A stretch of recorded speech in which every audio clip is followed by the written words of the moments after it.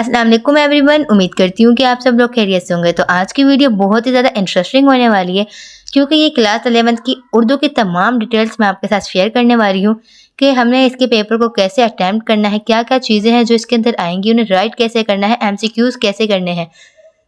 मतलब हम यहाँ पे सब कुछ ही सीखने वाले हैं। नज़म, गज़ल, नज़र पारों की तशरीह कैसे करनी है, खुलासा, नज़म का खुलासा कैसे लिखना है, तलखीस, निगारी, दरखास्त, रवाद, मुकालमा क्या क्या करना है, क्या क्या नहीं करना है। तो ये सब कुछ आज हम डिस्कस करने वाले हैं इसी वीडियो में। तो बगैर वक्त ज़ाया किए चलते हैं अपने लेक्चर की तरफ। तो सब में पहले हम तो करेंगे भाई हम की मतलब नज़म की तशरीह। तो पहले क्या होता था, पहले एक ही शेर आता था, उसकी हमें तशरीह करनी होती थी। लेकिन अब 11th में क्या होता है, अब 2 शेर आते हैं। जैसे कि किसका निज़ाम रहनुमा है उफ़क़ उफ़क़, किसका दवाम गूंज रहा है उफ़क़ उफ़क़, शान जलाल किसकी आया है जबल जबल, रंग जमाल किसका जमा है उफ़क़ उफ़क़। तो क्या होगा, ये दोनों शेर एक साथ आएंगे। अब इन्हें हमने लिखना कैसे, इनकी तशरीह कैसे करनी है वो आपको बताती हूँ। तो गाइज मेरे चैनल को सब्सक्राइब करना बिल्कुल नहीं भूलें। तो सबसे पहले हमने क्या करना है, हमें दोनों शेर साथ लिख लेना है। नज़म का उन्वान लिखना, ये याद रखना कि नज़म का नाम नहीं होता, उन्वान होता है। आगे हमद लिखना है क्योंकि हमद का शेर है। शायर का नाम हफीज़ ताइब और मफहूम क्या करना है, इन दोनों शेर का ही साथ लिख देना है। तकरीबन 4 से 5 लाइनों का होना चाहिए, उससे ज़्यादा नहीं होना चाहिए। तो समझ में आ गया, दोनों को क्या करना है, मफहूम एक ही साथ लिखना है, कोई बात नहीं होनी चाहिए अलग अलग। भाई जिसका किसका निज़ाम रहनुमा है उफ़क़ उफ़क़, तो सारी यहाँ पे लिख दी मफहूम की। अब चलते हैं तशरीह की तरफ कि कितने पेज की करनी है। तकरीबन तशरीह आपकी आनी चाहिए 3 से 4 पेज की। मैंने थोड़ा सा सैंपल भी करा है, आप देख लें। तो हमारी तशरीह यहाँ से शुरू हो रही है और हवाले के अशार आपने 4 से 6 देने हैं। और याद रखना आपने वही शेर देने हैं जो बिल्कुल परफेक्ट हो। थोड़ी सी भी गलती आपके नंबर काट सकती है। और आपने पैराग्राफ बना बना के लिखना है।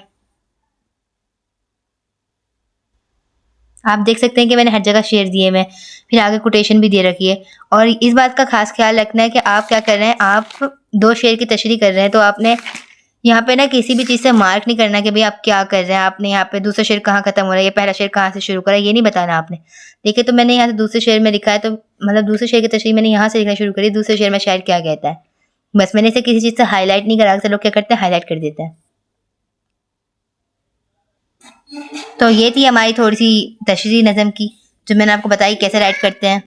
तो गाइज मेरे चैनल को सब्सक्राइब करना बिल्कुल नहीं भूलना क्योंकि ये वीडियो बहुत ही ज़्यादा इंटरेस्टिंग होने वाली है।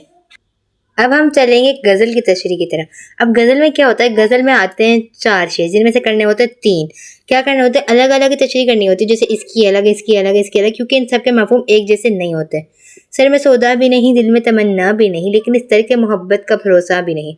अब इस शेर में शायर कह रहा है कि भाई उसके सर से दीवानगी जो है, मोहब्बत की जो दीवानगी वो उतर चुकी है। दिल में भी कोई आरजू नहीं है और उसने मोहब्बत छोड़ दी, लेकिन उसे अपने आप पे भरोसा नहीं है कि ये जज्बा कब बेदार हो जाए। दिल की गिनती ना यगानों में ना बेगानों में, लेकिन उस जुल्वा गे नाज से उठता भी नहीं। मतलब अब जो है ना, उसका जो शायर का जो महबूब है वो उसे ना अपनों में शामिल करता है और ना ही गैरों में शामिल करता है। और जो है ना, लेकिन जो शायर है ना, वो महबूब की खूबसूरती से दिल ही दूर नहीं कर पाता है। तो मतलब क्या है, इनका मफहूम ही अलग अलग है, तो तशरीह भी अलग अलग होती है। देखते हैं कैसे। तो गज़ल का तो मफहूम होता ही नहीं है, इसलिए शायर का नाम है फराग को पूरी मफहूम लिखा है। और तशरीह है फिर 2 पेज की। हवाले के अशार भी डालने हैं आप लोगों ने। और ये दिए लोग हैं गाइस। अब हम देखेंगे कि नया कानून मतलब सबक की नसर पारों की तशरीह कैसे करेंगे। तो अब जो मैंने पैराग्राफ लिया है वो लिया है, पिछले दिनों जब उस्ताद मंगू ने अपनी एक सवारी से स्पेन में जंग छिड़ जाने की अफवाह सुनी थी, यहाँ से लेकर कहाँ तक फसाद पर तबादला ख्याल कर रहा था, यहाँ तक। तो अब इतना बड़ा पैराग्राफ जब वो हमें पेपर में देगा तो इसे लिखने में हमारा टाइम चला जाएगा। तो हमने क्या करना है, हमने इसे बचते हुए टाइम बचाना है। और क्या करना है, शुरू की थोड़ी सी लाइन लिख देनी है और एंड की लिख देनी, बाकी समय स्लैश डाल देना। सही है। अब सिंपल सी बात है, हम याद करके आए होंगे तो इबारत को पढ़ के समझ में आ जाएगा कौन सा चैप्टर है। सबक को उन्वान लिखेंगे नया कानून, और जो सबक लिखता है उसे मुसन्निफ कहते हैं। चैप्टर का नाम जो है सब नया कानून, सादा सादा मिंटू ने लिखा है।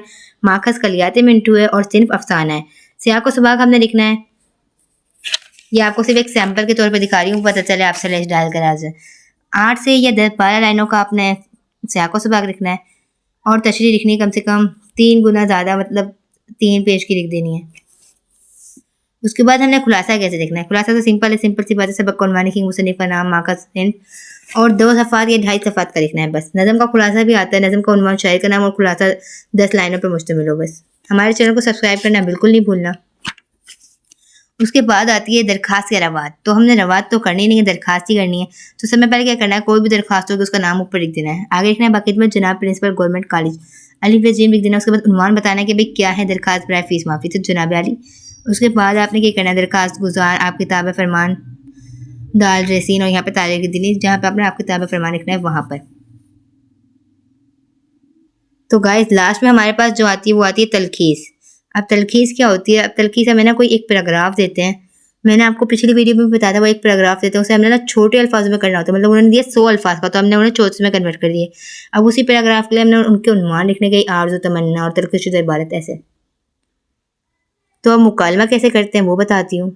तो गाइस अगर मुकालमे की बात करें तो समय पहले तो भाई लिख देंगे भाई किस उन्वान पर, अभी भाई बहन की बात हो रही है, वक्त की पाबंदी पर। तो मेहदी में आपने मार्कर से लिखना है। उसके बाद अहमद हादी ये सब आपने मार्कर से लिखना है। सलाम वालेकुम सलाम और वो क्या है अल्लाह हाफिज़, आपने ये मार्कर से ही लिखना है। उसके बाद इनके दरमियान गुफ्तगू स्टार्ट हो जाएगी। बीच में आपने कोई कोटेशन आपको अच्छी लगे तो वो, या फिर आपने कोई अशार डाल देना है। 4-5 अल्फाज आपने मार्कर से हाईलाइट कर देना है। और लास्ट में आपने क्या करना है, अहमद रादी अल्लाह हाफिज़ मार्कर से हाईलाइट करना है और इख्तितामी मंजरनामा भी लिखना है। तो ये थे हमारा मुकालमा। उम्मीद करती हूँ आप लोगों को समझ में आ गया होगा। तो क्लास 11 की उर्दू बहुत ही आसान है, क्योंकि इस वीडियो में हमने सब कुछ राइट करना, पेपर का पैटर्न कैसे करना है सब कुछ सीख चुके हैं। इंशाल्लाह फिर मिलेंगे इसी तरह की इंटरेस्टिंग वीडियो के साथ। अल्लाह हाफिज़।